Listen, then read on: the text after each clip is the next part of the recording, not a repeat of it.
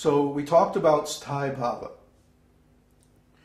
Now, Sthāyi-bhāva is a mixture of two different emotions at any one time.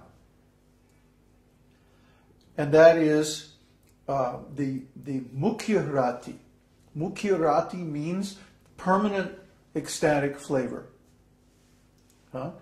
Neutrality, servitorship, friendship, parenthood, or conjugal love. There's 5 of them. And then there's a secondary flavor called gauṇa-rati. Gauṇa-rati is, there's 7 different kinds. Laughter, wonder, chivalry, compassion, anger, fear, and disgust. These are the secondary rasas. And there's 7 flavors. Did you not understand something? No, it's just that I didn't sleep very well last night. Well, that's what they all say. But when you manifest symptoms like yawning and hearing while hearing technical subjects, you can be certain there's a misunderstood term. Absolutely certain. So you should go over these things. So, anyway, the mukhya-rati is the dominant sentiment, the eternal relationship with Krishna. And the gauṇa-rati is the temporary, secondary flavor that comes and goes. Just like the ocean is there. And when the wind comes, the waves rise up from the ocean. And then they crash against the shore and they dissipate.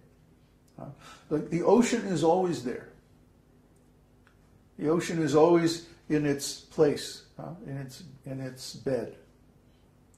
But then when the winds come, the wind is compared to different causes of ecstatic emotion. I mentioned one cause, which is our own devotional service. Another cause is the qualities and activities of Krishna. When Krishna reciprocates our devotional service, then he performs different activities and pastimes which also give rise to different ecstatic feelings. Okay? The activities of other devotees, the qualities of devotional service, and different experiences that we have in this world and in the spiritual world that are in relationship with Krishna. These are all causes of ecstatic emotion. They're like the wind that blows across the ocean. And when the wind blows on the ocean, it gives rise to waves. You see? And then the waves come and they crash on the shore. And then they go away. So the ocean is always there, it's permanent, but the waves are temporary. And they come one at a time. Or sometimes several all at once. Did you ever see when there's a current going one way and the wind is going the other way? Sometimes there's two kinds of waves coming at the same time, and then they crash together on the shore. So similarly, more than one ecstatic emotion can exist at the same time. More than one gauṇa-rati, secondary emotion, can exist at the same time.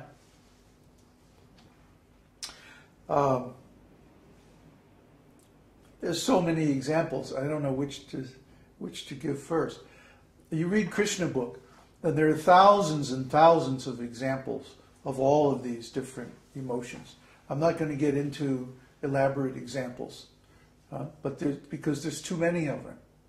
There's so many examples from the scriptures. You can find them yourself very easily in Krishna's pastimes. The thing to understand is that the devotees of Krishna are feeling two kinds of emotions. The Sthāyi-bhāva, the steady ecstasy, and the temporary, the gauṇa-rati. These 7 secondary transcendental emotions.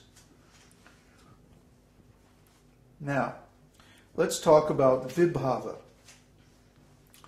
Vibhava means generally the structure of one's particular emotion at any given time.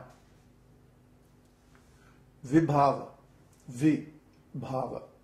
Bhava means a transcendental emotion. And vi means a particular or specific transcendental emotion. So what is the structure of vibhava?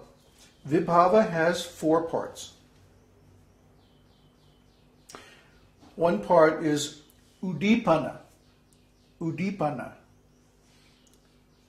Udipana means that which stimulates rati. That which stimulates rati. And we talked about that. That can be your own devotional service. It can be something in the environment that reminds you of Krishna. It can be Krishna's himself, his actions, his qualities. It could be Krishna's devotees. It could be Krishna's philosophy. It could be so many different things. It's something that reminds us of Krishna. Like the wind blowing over the ocean raises the waves in the ocean. Similarly, those things that remind us of Krishna, whether Krishna himself or things about Krishna, give rise to ecstatic emotions in the heart. Okay? And this is called vibhava. Udipana. Udipana. U-D-D-I with a long macron. P-A-N-A. That which stimulates rati. And then we have alambana. Alambana means that in which rati is tasted. And basically there are 2 kinds of alambana where the rati is tasted. The object and the subject. The object is vishayalambana. Vishayalambana means Krishna. We taste Krishna's qualities, Krishna's actions, Krishna's emotions within Krishna. And we also taste ashrayalambana, the reservoir or the container or the subject of those emotions within ourselves. Remember, consciousness is always divided into subject, object, and relationship. Consciousness, being an ontological object, always has 3 parts. Krishna is known as Trinath, because the Lord of Threes. Everything Krishna does is divided into 3 parts. Every ontological object has 3 parts. And they always stand in the same relationship of subject, object, and relationship. Okay? The subject is the conscious entity, the self, the devotee.